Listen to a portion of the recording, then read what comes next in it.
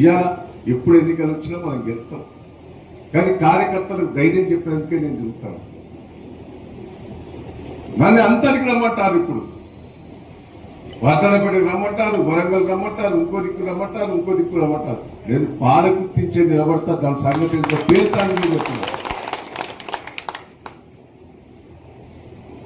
దయచేసి మీరు అధైర్యపడకుండి,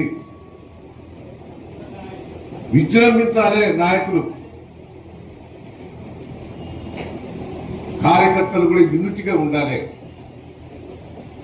నేను అధ్యక్షులకు చెప్తున్నా, గ్రామ ఇన్ఛార్జీలు కూడా చెప్తున్నా, ఇన్ని రోజులు అంటే పక్క పెట్టి ఇప్పుడు చాలా బిజీ పనులు ఉంటాయి. ఇప్పుడు 27వ తారీఖు నాడు కదిలియాలి, మా వెంబడే సభ్యత్వాలు ఉంటాయి, మళ్ళీ గ్రామ కమిటీలు ఉంటాయి, మండల కమిటీలు ఉంటాయి, జిల్లా కమిటీలు ఉంటాయి. ఇవన్నీ కూడా పెద్ద ఎత్తున మనం చేసుకోవాలి.